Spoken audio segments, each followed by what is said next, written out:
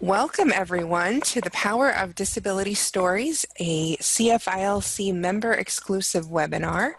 I am your moderator and host for today, Kyla Aquino-Irving. I am the Communication and Marketing Manager for CFILC, or the California Foundation for Independent Living Centers, and we'd like to welcome Alice Wong, our presenter for today. Hi, everyone. Hi. I'm so excited to be with you all today. And, today I just really want to share some ideas about storytelling, because I do believe in the power of disability stories. And I really do believe that each ILC has a universe of disability stories just waiting to be told. And hopefully after this webinar, this will encourage you to think about ways to expand storytelling at your ILC, whether you're wrapping up for the holidays or just thinking about 2019. So next slide, please. So here's just a very brief overview of what we're going to talk about today.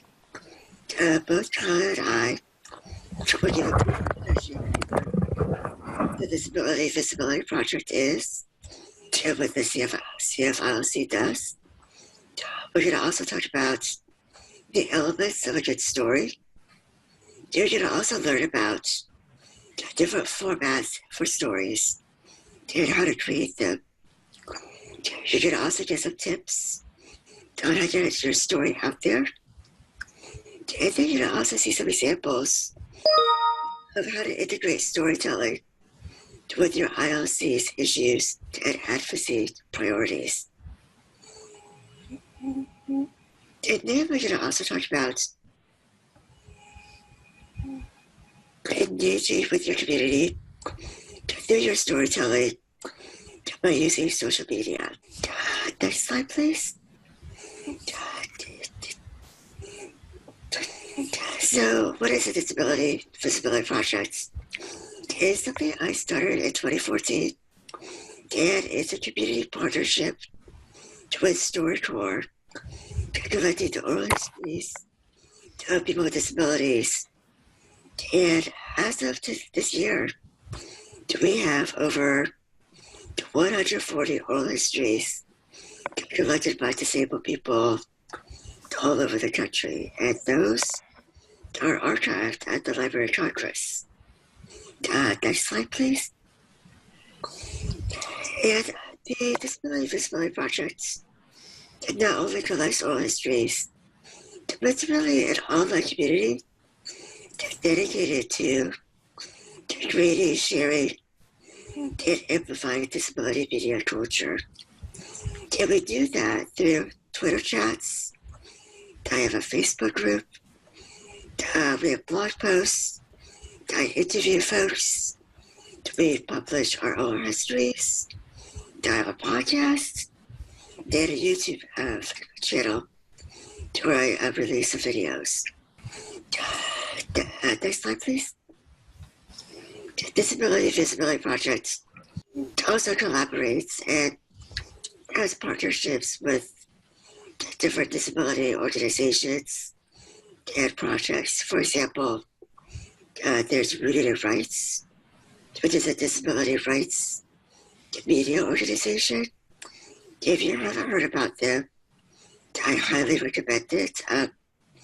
They constantly post original work by disabled people in the form of blog posts and videos. I'm a co-partner in Crypto Votes, which is an online movement, political participation of disabled people. And I'm also a co-partner of disabledwriters.com. And this is an online database of disabled writers so that we connect writers to editors and publishers. Next slide, please. So I want to talk about CFILC as a resource. This is Kyla, am your communication and a marketing manager as well. So if you need assistance with developing social media content or any support regarding communication strategies, templates, toolkits, or technical support, I am your person. So when they say, have your people call my people, I'm your people. So if you need assistance with developing press releases for large events, or even kind of cultivating what your storytelling style is, this is something that, I want to know. And if many of us have the same questions, I can start developing more webinars so that we can address some of the similar requests that people have. So just a bit about CFILC social media content. We have a few programs, and therefore we have a different kind of character with each of our programs. Our CFILC channels through social media share anything about disability positive culture and news. Ability Tools, as you probably know, is our assistive technology program. So that one is more technical regarding equipment. The Do Network is the civic engagement portion. And then our Yo Disabled and Proud is all about disabled youth ages 16 to 28. So a lot of that is transitional services, resources, and supports. And we are excited to get all of those kind of ramped up as your various centers start having youth programs. We'll be working in tandem with you as well for that. All right. So the photo we have is Kim Lathrop, who used to work at CFILC. It shows her, she doesn't have arms or legs, but it shows her using a mouth tool to use a computer, and she's got her cell phone next to her as well. So our histories are not told typically, and when they are, they're told by non-disabled people or from a non-disabled perspective. And our stories need to be there. We have the lived experience of disability, and often it's misunderstood and it's not seen as expertise or wisdom. So it's up to us to make these stories heard and make sure they come from an authentic place. And who better to tell our stories than us, right? So storytelling is important. Why is storytelling important for the disability communities and all ILCs? So for us, we believe that disability is not only a condition, it's also, we have a history, we have a culture, we have a language, and we have pride in that. As you can see, we have a photo of the now late George H.W. Bush signing the ADA in 1990. We have a picture of a young woman in a wheelchair from last year's DCAD holding a sign that says Medi-Cal. And then we have a woman signing using ASL wearing a purple shirt, and that's also from our Disability Capital Action Day. And then I have a picture of Patrick and Rebecca Coakley and their two beautiful little children. I know they have a third, but I didn't get that into the slide. But we wanted to share, again, authentic stories coming from us, for us, and by us, and not from a place of pity or from any other space other than empowerment and telling our own authentic stories. Great. Next slide, please. Sure. Yeah, at this point, it's not always about just, putting on a brave face, putting on a positive spin. It's about the entire range of our stories. And we've got stories that don't have happy endings. We have stories that make us uncomfortable. That's true. Things that we're going to be embarrassed or we find shameful. And I think this is why we need to tell all the kind of stories, not just inspirational stories. And based on what we just talked about, in a brief overview about why, Kyle and I think, storytelling is important, we'd like to spend about 5 minutes and open it up to all of you to think about this question. And we invite you to respond.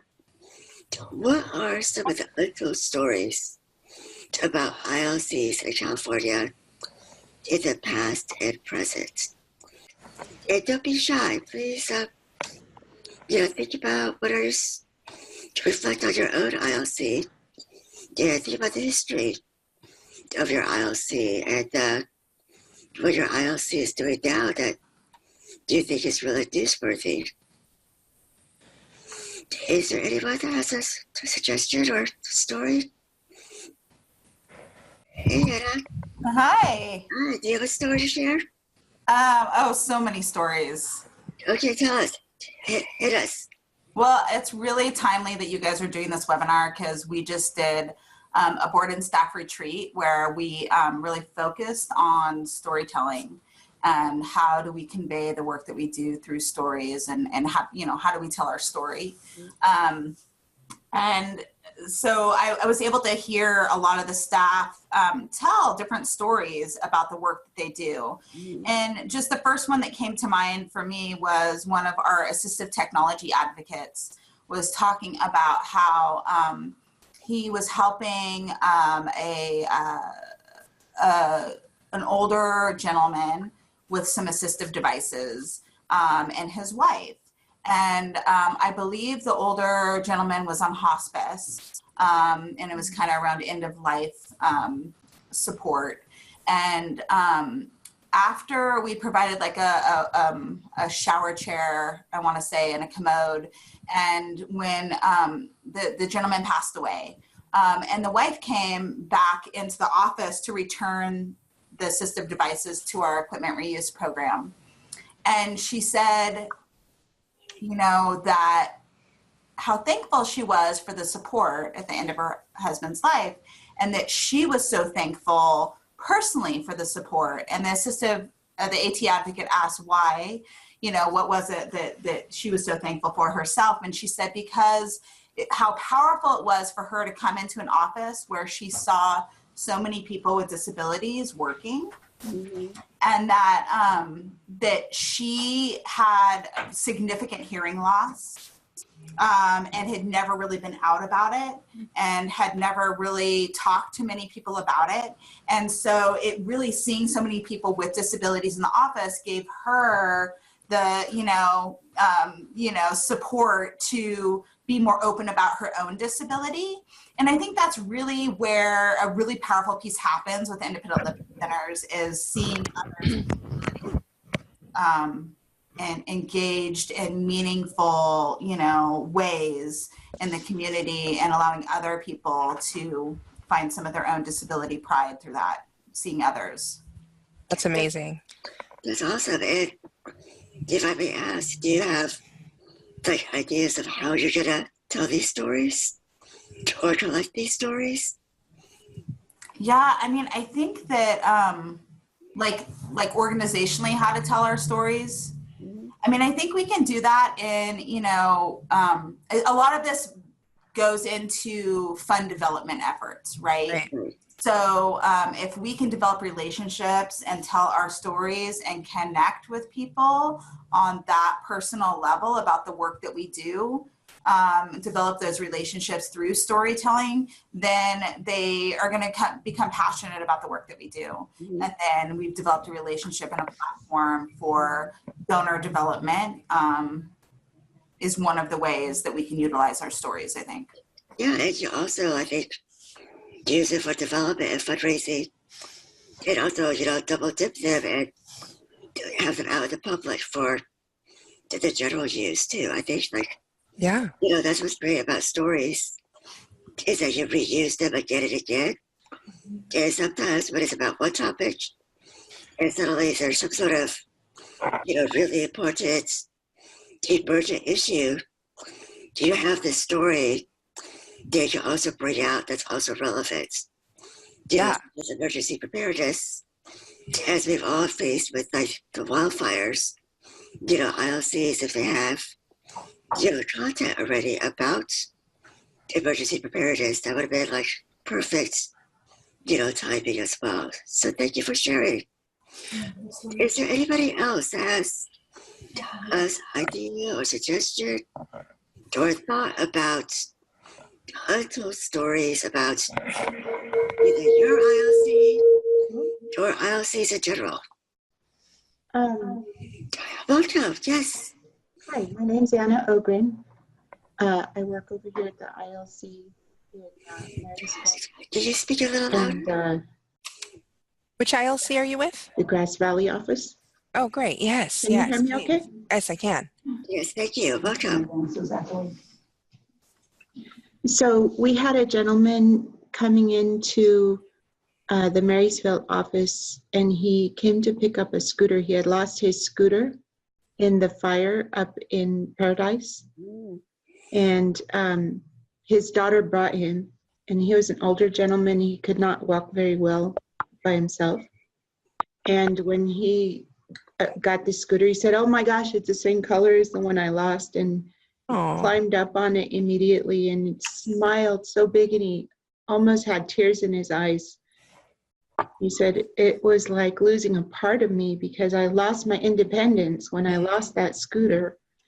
And to be able to give that and to tell that story of what it means to somebody. I would love if he were here to be able to tell that story. You know, that if he were able to relay that, what he felt in that moment, would be very powerful to be able to show people this is the work that we're doing. Yeah, and I think that there's so many different approaches where if you were in that moment with that person, you maybe could have asked him, like, "May I have your permission to take a photo? Are you comfortable with me recording just a few minutes of what you just said to me?"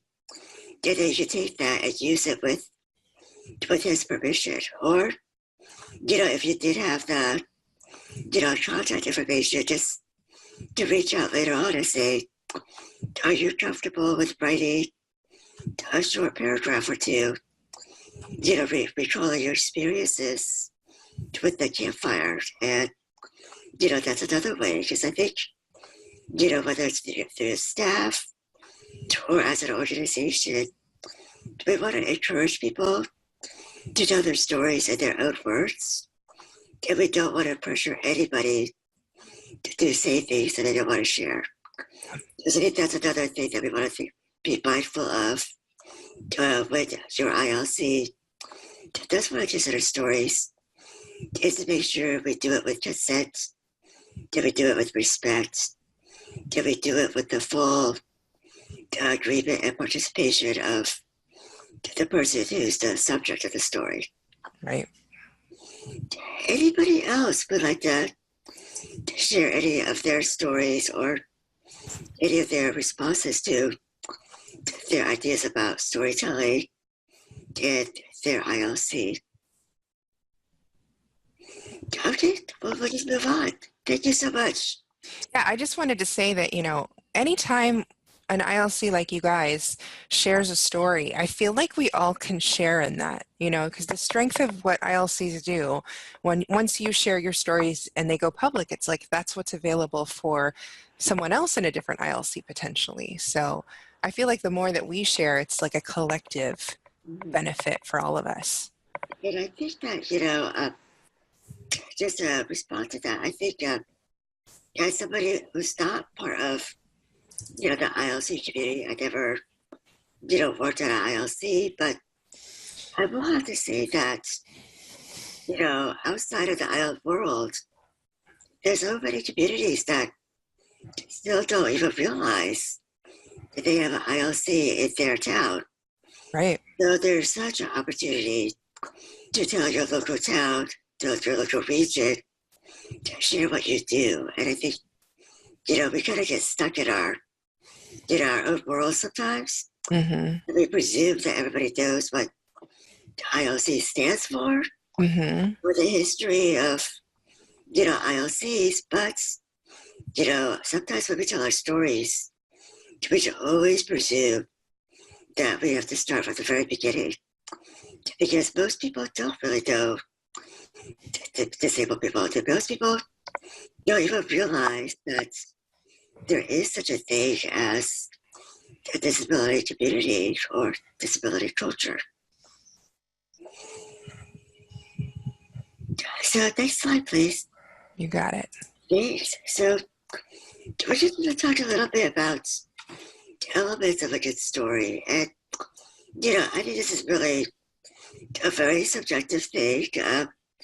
This is kind of my personal kind of guideline. And, you may have yours, and I just want to share mine. And it's kind of the 3 Ps I look for stories that are personal, political, and powerful. So it's a combination of one of these three, or hopefully all three.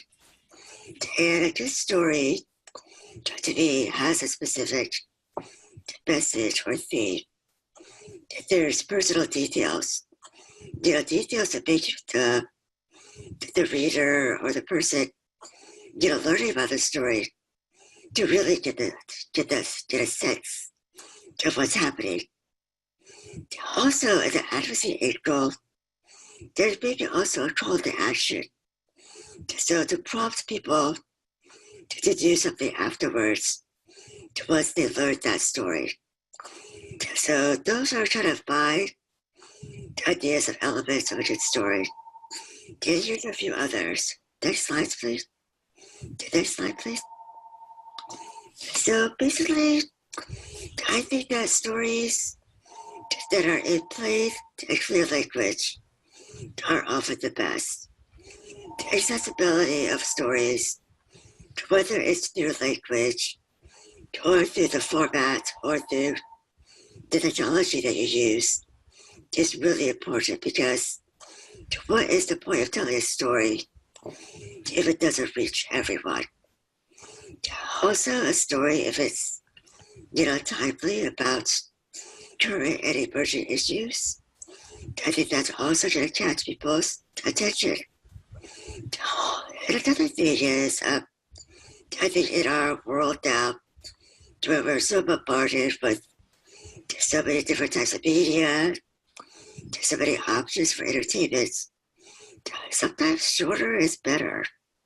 It's amazing nowadays when I go to a video, and if it's over 15 minutes, I find it that long. So you can actually pack a lot of story within 1,000 words, within 500 words, sometimes within 5 minutes of a video or audio.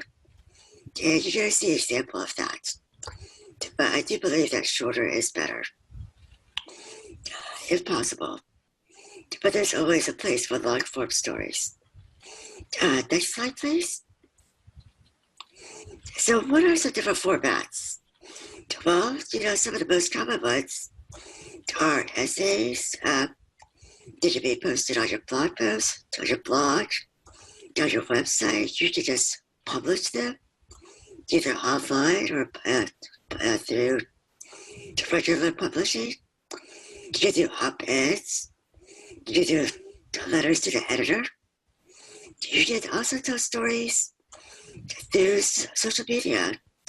It can be as simple as a 2-sentence tweet or a selfie, a photo. Photos also tell stories. And speaking of visual media, you can also do videos and podcasts. And podcasts are just like radio stories. So there's a huge variety of different formats that you can use. Next slide, please. So here's an example of a recent essay that I wrote last year for the New York Times. And as you all might remember, in the spring of 2017, the repeal of the ACA, the Affordable Care Act, was really, a possibility.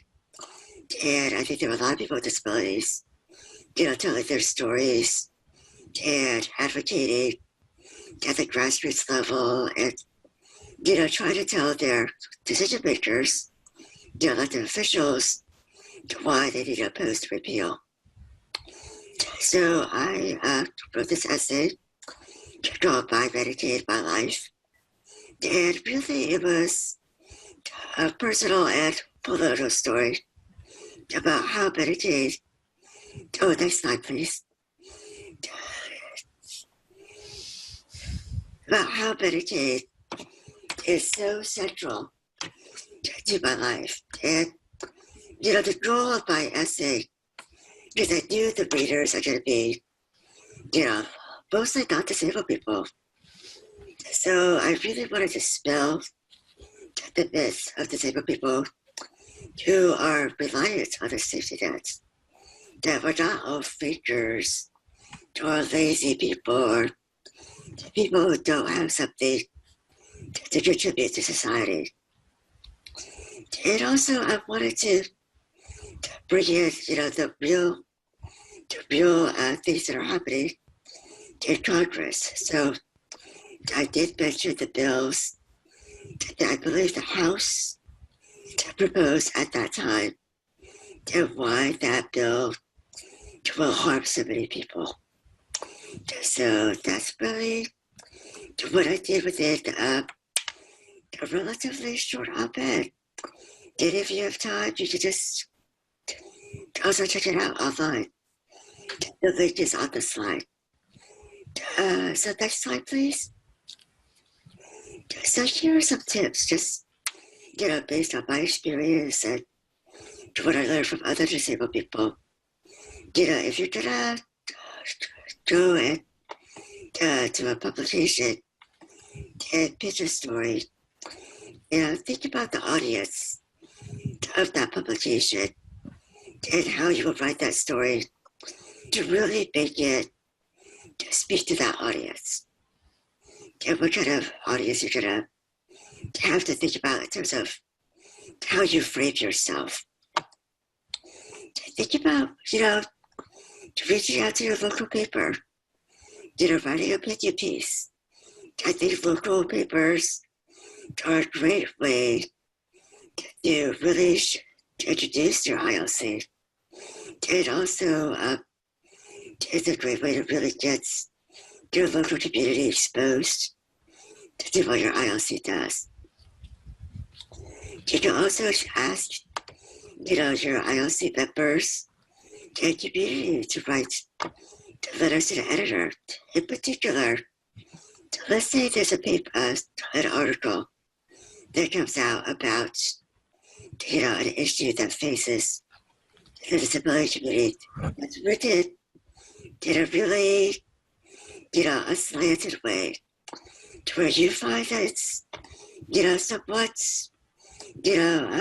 inaccurate. To encourage people to sound off and write a letter to the editor and give that feedback, because I think the mainstream media needs to hear from disabled people who are their readers. You can also find out, find local and national reporters and reach out to them individually, privately, whether you have a story idea or not. Just say, hey, by the way, I'm the executive director of, this ILC, or I work at this ILC, and, if you ever do a story about technology, or if you ever do a story about accessibility, please consider us as a source. Also, think ahead about upcoming events, or anniversaries, or important dates, and prepare an idea for a story, or some sort of commentary. For example, there's Ed Roberts Day coming up next year. There's always the anniversary of the ADA. Just a few days ago, December 3rd, was the International Day of Persons with Disabilities. So there's all kinds of ways to think about telling your story and hitching it to a larger event or anniversary, or holiday. Next slide, please. So here's an example. Speaking of op-eds, and op-eds is just one example. But here's a recent one by Jesse Lorez, the former executive director of the Independent Living Resource Center of San Francisco, and she wrote this op-ed for the San Francisco Examiner about the HR 620, which is a bill that will weaken the protections of the ADA. And I really welcome you all to check out that story. That's a great example of something that an executive director or somebody the ILC could write about, issues that are national, but also local as well. Next slide, please. So again, why storytelling? Well, storytelling is a way to introduce disability rights and disability culture to a broad audience. It's a way to connect disability within a social and political context. Because I do think, unfortunately, people still have a really pervasive image of disability as a sad story, as an inspirational story, as something about this individual's, disability or impairment or health condition. And, all of us on this webinar know that disability is so much more than that. Stories should also provide insight and explanation. We know this disability experience is so rich, it's so diverse, and there's so many insights that we can share that I think frankly would blow a lot of people's minds, because most people just haven't thought about it. So next slide, please. So where do you begin? Here are some examples if your ILC may already be doing this, but maybe not. But here are just some really general, suggestions. Think about different ways to make yourself as somebody who works at an ILC, somebody who represents an ILC, and your organization more visible. So different ways. You should use your website. If you're a personal individual, you can actually also create your own website if you want, or use your ILC's website to tell a story that's related to your ILC. And use social media to also build a profile and a body of work. So, what I mean is, if you have 2 or 3, stories per year, that is really going to start this archive of stories. And over time, that's going to add up, and that's going to be part of your ILC's history. And that's really important to have that kind of documentation. And think about what's unique about what you want to say about your ILC's work.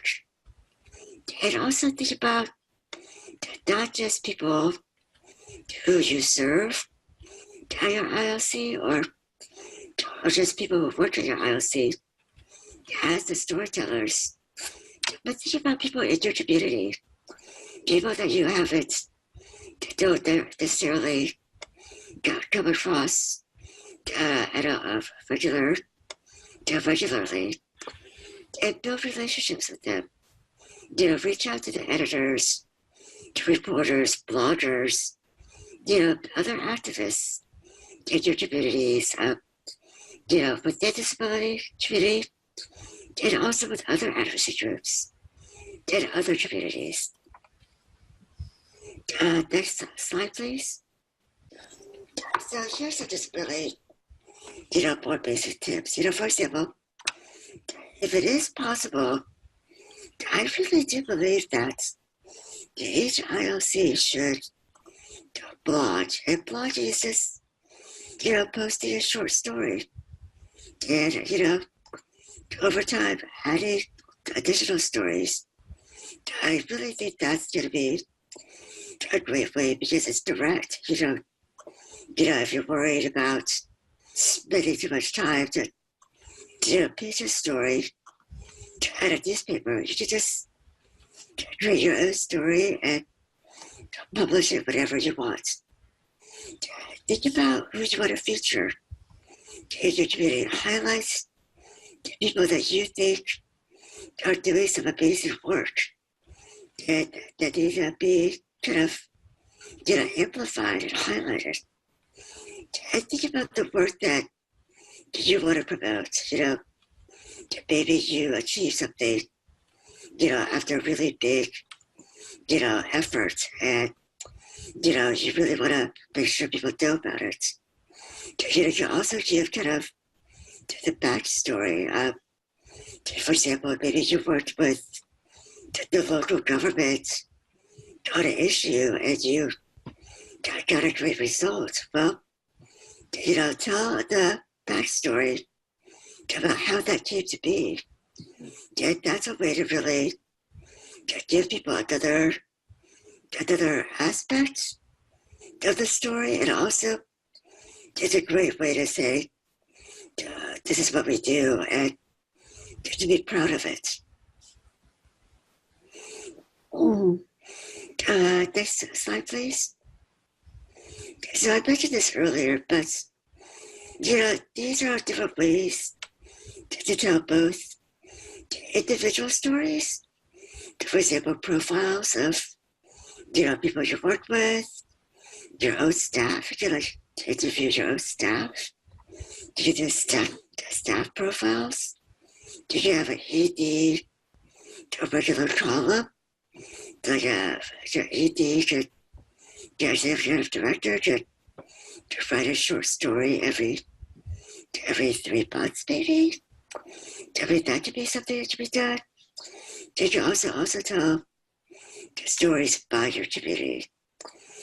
This is a way to really, as I mentioned earlier, documenting your ILC's history and your ILC's culture. And so many ILCs have been around, whether it's 10, 20, 30 years. And you think about how people come and go. And this is a way to keep that institutional memory alive. And whatever stories you create, you can always cross-post it. So if you have a blog post, you can put on your Facebook page, or you can tweet it out. So you always have multiple uses for a single story. And also, if storytelling sounds really onerous and really laborious, you don't have to create original content. You can have guest blog posts. You can also share existing stories by the disability community.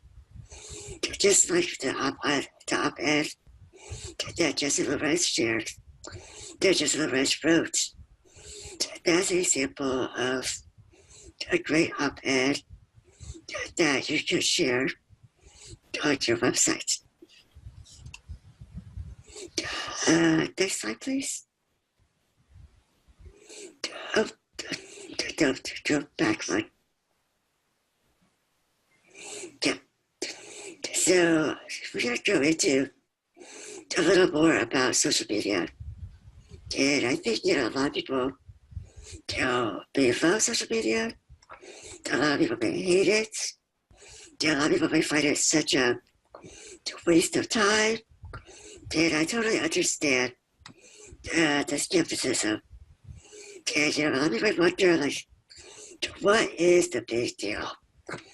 So I think just as somebody who uses social media a lot, I'm somebody that have actually benefited from social media in terms of people that know how to reach me.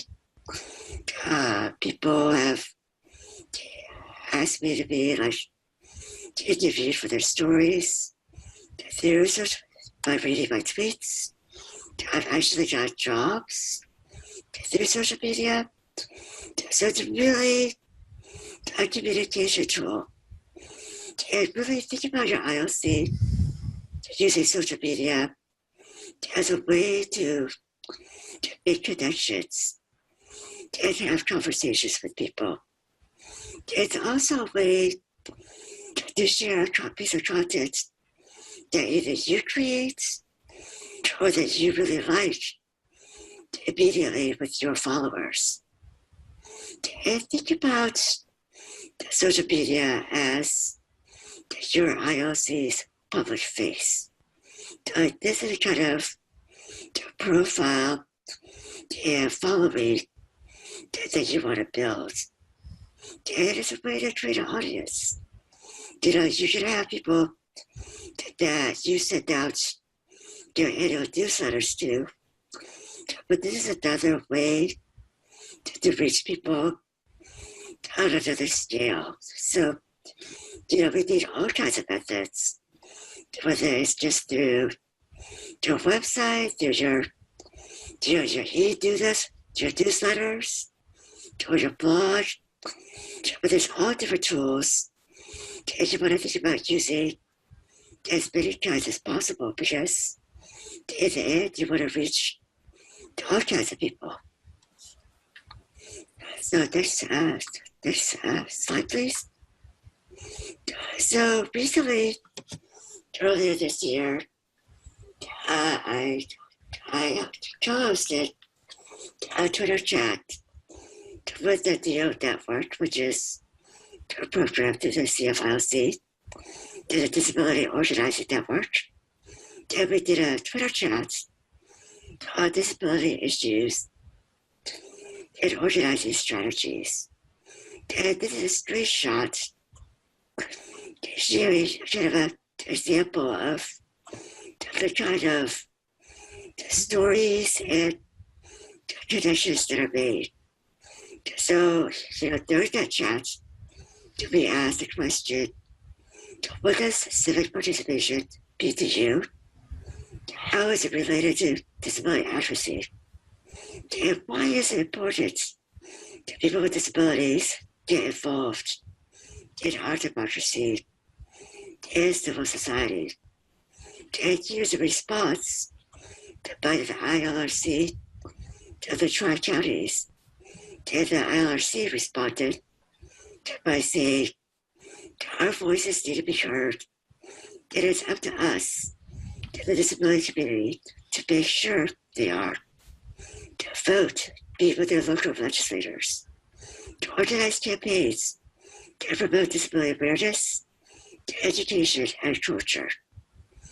So it's really great that this ILRC made that statement, and it's on Twitter so that, it's going to always be out there, and somebody can maybe, find out more about this particular ILRC at a later date. Next slide, please. And in particular, thanks to that response, I actually got a chance to talk with the executive director, Danny Anderson. And at that point, we exchanged some emails, and, she told me about the work that their ILRC is doing on the straw ban in Santa Barbara County, and how they were working with the city and attending meetings. And through that conversation, the ILRC created a short, social media campaign. Next slide, please. So here's an example of an ILRC using a specific issue that's important to the disability community, the straw ban, and talking about the work they're doing and try to engage with people on social media to tell their stories. So here's a campaign that ILRC of the Tri-Counties did. And this is screenshots of a Facebook post, and it features a photo of a young white woman with blonde hair sitting in a wheelchair, sucking a drink with a long plastic green straw. And this Facebook post says the following: let's talk about straws. We are working with cities, counties, and even states to advocate for the need for plastic straws. Send us a picture of you using a straw. Do you ever shy? Send us your straw story. Don't need straws? Tell us about a family member or a friend. Be sure to tag ILRC. So this is another great way to reach out to the community, to have people share their stories in their own words, and also visually. Next slide, please. There's me. Angela, do you want to describe this image? Sure. So it's a picture of me. I'm Filipino American, and I have long hair, and it's behind my shoulders, and I'm sipping on a Slurpee straw, and the caption reads, "When I was pregnant last year, having a straw made a huge difference in alleviating my nausea and making sure I stayed hydrated." Yeah, and I think, as I said earlier, it's a great way to have, disability communities locally and, all over the world, participate. And it gives a face to the issue. And it's told in a really short and easy format. A lot of people have, no problem snapping a quick photo and writing a few sentences. And these are all shared by using a hashtag, so that anybody who looks up the hashtag strawban or accommodating communities, which is the hashtag that the ILRC came up with, or one that I came up with called second ableism. I like it. I like that too, but anybody can find these stories. And that's kind of exciting. There's going to be this little collection of stories from a whole bunch of sources. Next slide, please.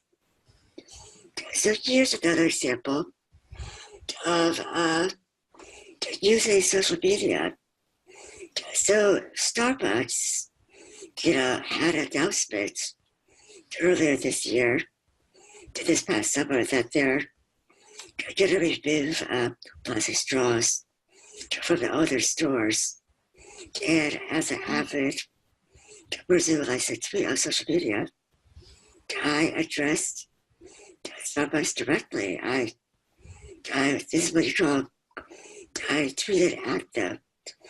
So when you tweet at somebody, they get your message directly, and anybody can see it publicly.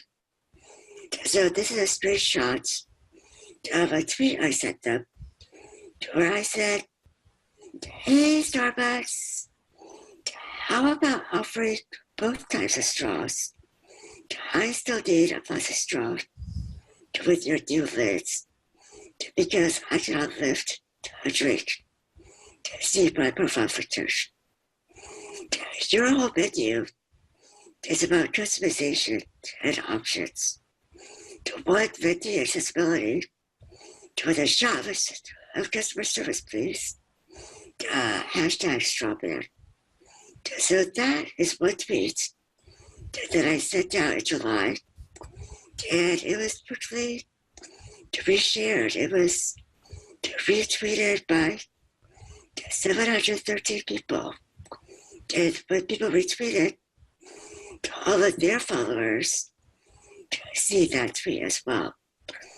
So one person's tweets can go a long way.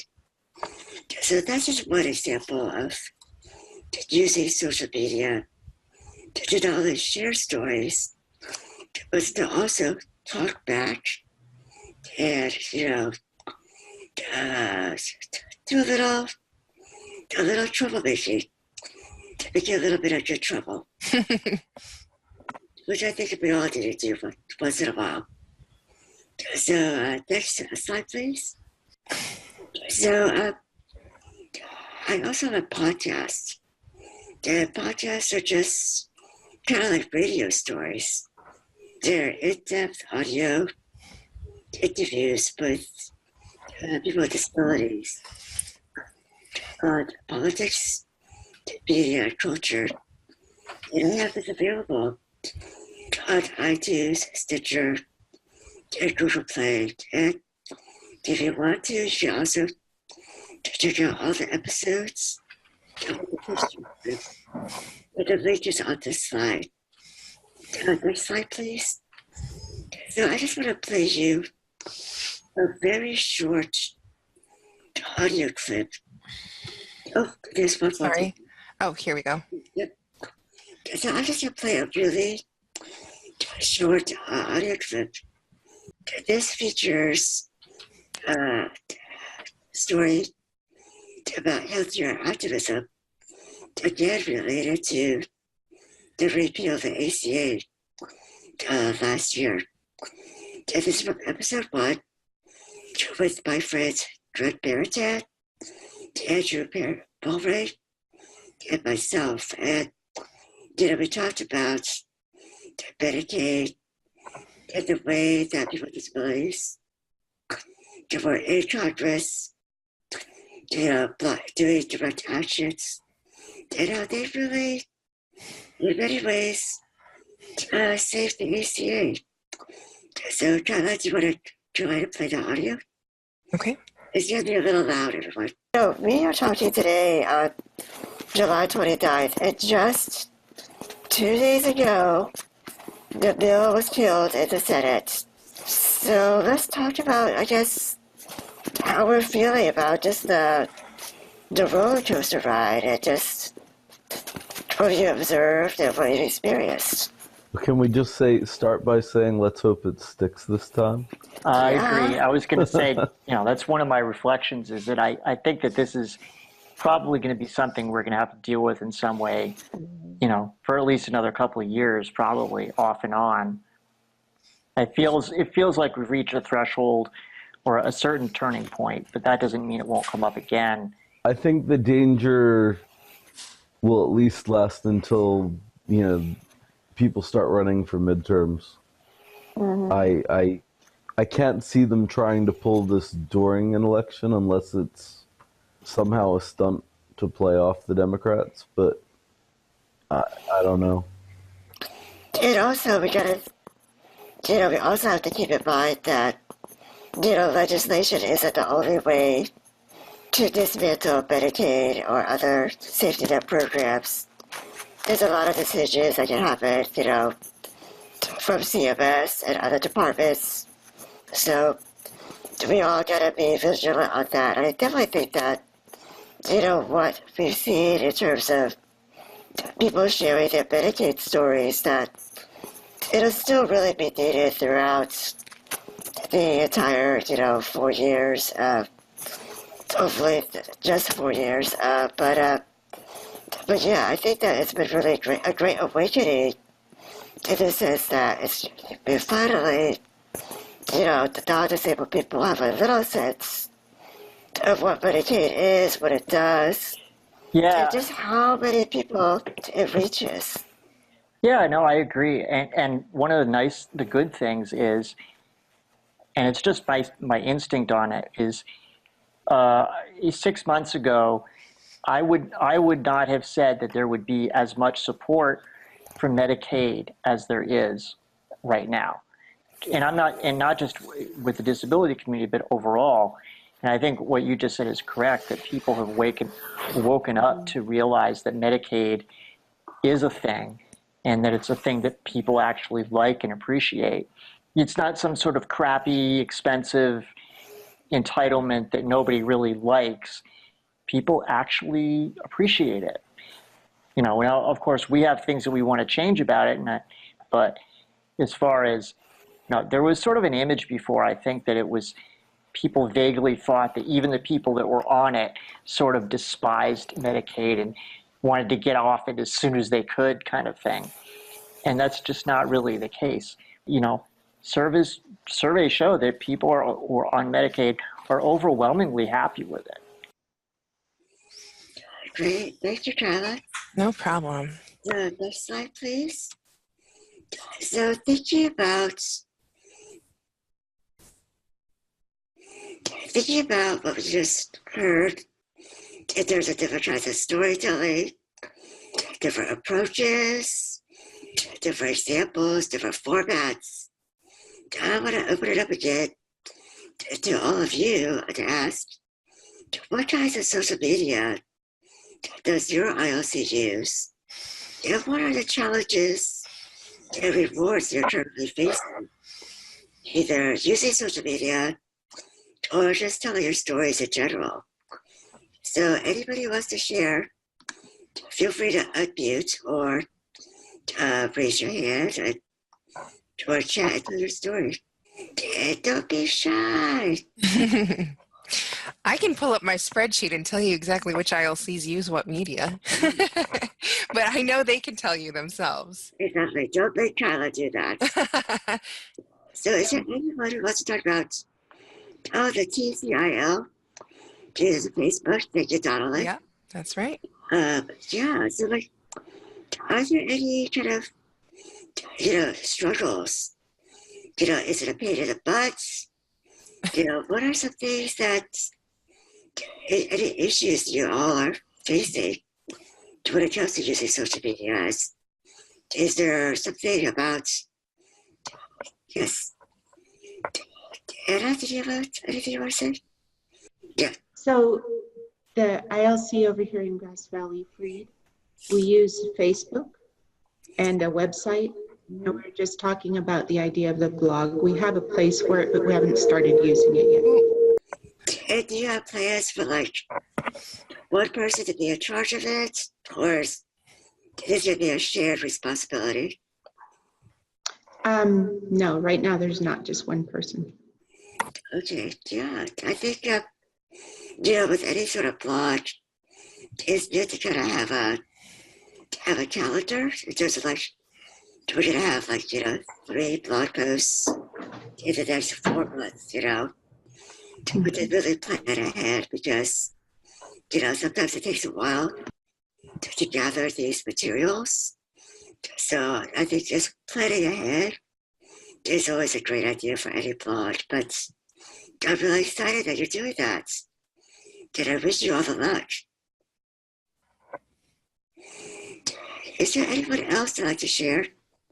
Jamie from Krill typed into the chat box that they use Facebook, Instagram, and Twitter, and that they encourage us all to follow them at Krill News and at Krill Danny for the youth program. Exactly. This is the whole reason why social media is great, is that we give each other shout outs and we make sure that people follow us. So, for example, I'm on Twitter at DIS Visibility. So maybe one thing after this webinar, everybody can look up each other's social media channels. Yeah. And maybe we could create a hashtag right now, like IL storytelling. Yeah. So, and then we could all use that and find each other's posts that way. Yeah. So I think maybe one thing we can all do is follow each other and try to share each other's work, because all of the ILCs, are all spread out and just doing so many different things, locally. I think it's a chance for all of us to really understand and learn what's going on Liz at IOC Placer only uses Facebook, and she wishes that they could expand to Twitter and Instagram. And it's a work in progress. So it's absolutely, I think that's, not all IOCs are ready to do, 3, 4, 5, social media channels. It should only be done, as many as you want, as many as you're comfortable with. So thank you for sharing that, Liz. People should not feel pressured to do, a bunch of things. I think it's, I personally think it's better to do things intentionally and to do things well versus to spread yourself too thin. Right. So just, baby steps. So it's great. Should we go on to the next slide? Yeah, let's go ahead. Mhm. So these next slides are actually from my social media webinar that I hosted a few months back. And if you didn't catch that, you can find these in the CFILC training page in our website. So I can also make sure that the link to that is available as well. So best practices for engagement regarding social media. I know it can be intimidating because it seems like a whole other job all by itself. So I try to boil it down to just basic principles. First one is to be visual. That's kind of the nature of social media. I try to include as many graphics and photos as possible.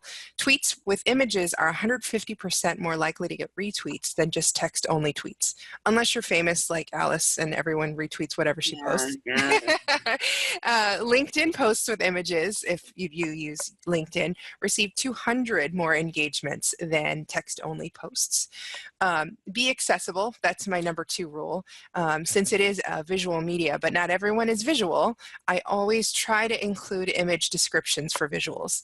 Facebook has been great about having alt text in their photos now. So they've even enabled it so from your tablet or your mobile phone, you can start adding alt text to describe an image. I know that hindered me before from doing more live photos at events because I had to wait till I got to a desktop to add the alt text. And now we don't have to do that. So that's really great. Third one is to be responsive. I think we cultivate our community and our online presence by genuinely having relationships with our followers online, making sure we say thank you, we like our comments. One thing I like to say is don't feed the trolls. I think with the social media, there's always the people that like to use their anonymity to be negative and to kind of tear us down. And that's true of any organization. But I try my best to respond in a positive way. I refer people back to our website or our resource when it's applicable, and we try to discern whether it's appropriate to delete offensive comments. Sometimes in our industry, we are disgruntled that we don't have access to certain things, or we need certain things, and people will use expletives. And if you feel that that's appropriate for your organization, I understand. We tend to delete our offensive comments, but we make sure that we connect with the person directly and say, if you need to be routed to actual resources, let us know. So we don't want to, negate people's viewpoints at all. And next, I had to use Alice because she was the first person to ever meet President Barack Obama via assistive technology. So in the slide, it shows a picture of her via robot with our 44th president. And the slide says, it's about who you know. It's all about networking. Just like in the real world, when you have a social media presence, it helps to follow your partners, your peers, your funders, your like-minded organizations. This is all part of our network, whether it's in person or online. And I always try to connect with people directly when I have a campaign or some sort of opportunity for others to post with me. I'll reach out directly. A lot of times I'll message Alice, for example, directly and say, hey, we're launching this campaign. Can I get your feedback first off? And then next I'll say, would you mind sharing in your network as well? And I do the same for her when she shares an op-ed, or if she has information that really needs to go as widely public as possible, we do it for one another. And, sometimes you don't have time to create content. And so you need to follow these people and your peers so that you have content that you trust that can go to your community as well.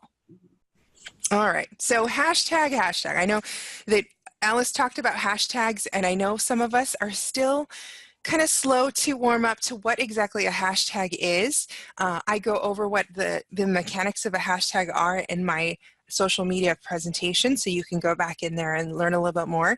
And again, if you don't understand any of that, feel free to reach me directly. I'll make sure you have my contact information. When you registered, you will get confirmation emails from me. So again, if you prefer more of a one-on-one regarding some of this information, I'm happy to help. So hashtag etiquette. My do's are, first and foremost, is do your research. You may not be the only one using the acronym for your hashtag. You always want to check ahead of time and make sure it's not something that you don't want to be attached to. 2 is to be consistent with your messaging and with your peers. So if you use a certain hashtag, be sure that you don't change it in the middle of your campaign. And if you want to change it, try to include both of them. But I can talk about that in other times. So don't use punctuation or spaces. That cuts your hashtag off. And the hashtag becomes a hyperlink once you have it. And if you use a punctuation, it'll stop the hashtag and it won't do what you need it to do. And then the third or the fourth thing is don't use for more than 3 hashtags. I'll repeat that. Don't use more than 3 hashtags unless you're on Instagram. For some reason, Instagram, that is the #1 way to have people find you quickly.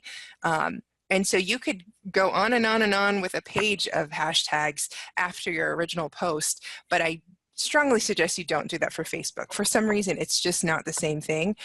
It performs the same way, but it just kind of annoys people when they see a million hashtags in a Facebook post. Also, I think that also on Twitter, there's a character limit. Right. So you actually can't, fit that many hashtags. And also be mindful of trying to think of a short hashtag versus a super long one, because let's face it, we don't want to type more letters than we have to. Exactly. All right. I think we're at our final thoughts now. Yeah, Kyla, you're going to take this one. Sure. So, I think the thing about social media is it's a more casual atmosphere, I'll say. So having fun is #1. This is a great way to engage your audience, to find new members, to make sure that the people in your regional areas know that you exist. So we like to say that there's no wrong way to tell your ILC stories. They say once you've visited one ILC, you visited one ILC. You guys all have such unique personalities and capabilities and resources in all of your ILCs that, one may be super rural and one may be in the heart of town. What appeals to you may not be the same for another ILC. So try to be as true to yourself as you can. #3, do what you can. We know that you guys are busy serving consumers, and so it's not always easy to juggle all of these priorities, but I feel like this is the way we can reach our public. So it's also something to prioritize. Rely on the members of your community. You know that there's people who are much more active than we are and have more time to do these kind of things. So lend their support. If you see that someone has thousands of followers, hey, maybe you can ask them to share your next event. Be as authentic and as transparent as possible. I think it's easy to say to use stock footage and such. We do as much as we can to use real photos of real people. We have a photo here of a white gentleman using his phone as an assistive technology device to read a carton of milk. This is from one of our Ability Tools programs.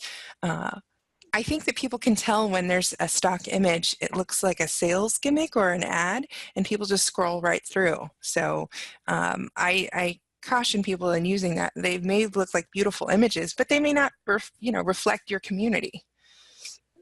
Yeah. Next slide, please. Sure. Oops, sorry. Just a few more. Yeah.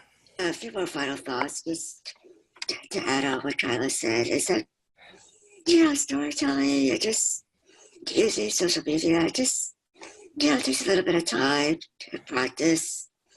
But over time, you're going to become more familiar, more comfortable. And, the more you, and then you're gonna be able to do it.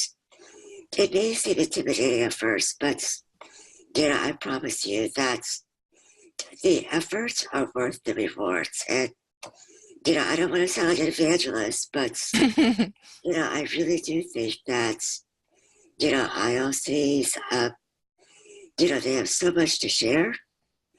And this is one of the, I guess I would say,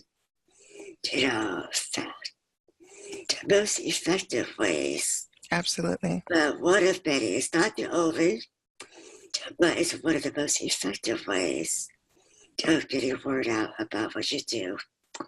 And then consider, posting your stories or other people's stories regularly. Nobody likes a dead page. Like, if I check out somebody's Facebook page, and the last time they posted was in 2016, I'm not gonna follow that page because, what are they gonna be on next? So if you do it with some regularity, for example, for some people, if they can manage it, once a week, if not more, but maybe once a month, it all depends on what you want to share. But if you have some sort of frequency, I think that's, as a consistency, that'll go a long way to engaging people. And also, think about, responding to comments, especially what Tyler said about people who have, questions and they, may say something offensive. Be sure to be proactive about that and encourage participation and feedback with your posts. Because, there are going to be times maybe you post something with a language that may be somewhat inaccurate or harmful, and somebody may call you out on it. So encourage that kind of, take that feedback as well. And don't be afraid of it, but just, try to understand and learn from it. Because I've learned a lot from other people by people pointing out things. So next slide, please. So we are winding down and we're just making just awesome time. Hear any questions or comments that you might have? Either, if not, we'll just move on because. Yeah. Because you know where you can reach me if you guys have more questions. Okay. All right. So just a reminder, I do have the social media webinar about that we did a few months ago. We called it "The Revolution Will Be Tweeted," and that's available through the CFILC website. And that's not member exclusive, so you can share that with anyone you want. Yeah, I did. I also have got this slide some links regarding how to start a podcast, blogging best practices for nonprofits. If you just, need some additional tips or guidelines, and then, another very general guideline on social media for nonprofits. Yeah, these are just some information on how to reach out to me. So, feel free to use me as a resource. Kyla is your go-to person. That's right. I'm also available as well. My website is at disabilityvisibleproject.com. There's a lot of different stories to use. Do you want to post them? Again, I mentioned my podcast earlier. And my Twitter handle is DIS Visibility. You can email me at disabilityproject@gmail.com. And if you want to, again, this is what we do, right? It's like, if you want to see my work, Yes. you got my work in my crowdfunding campaign at patreon.com/CFILC DVP. Yeah, if you were going to send me a Christmas gift, just make a donation to them instead. Thanks, Scott. No problem. Okay, and then my information you probably have. Oh, that's interesting. That's not the font that I had originally chosen for this, but it's not as accessible as I'd like. But it's just Kyla, my name, Kyla, at CFILC.org. It was the email address that sent you the link to this webinar, so it's not too tough to get a hold of me. All right. That wraps about it. Yeah. Please use the survey to send us your feedback about the good, bad, and ugly. Don't be shy. They're telling us what you really think about this webinar. But I hope you enjoyed it. I had a great time. I am so appreciative of the CFILC for inviting me to be with you all. And, I hope you enjoyed it. Absolutely. And thank you, Alice. You've been such a great resource. I think you are an authentic voice out there, and I'm so glad that you are sharing our stories and, interviewing the people out there doing the work.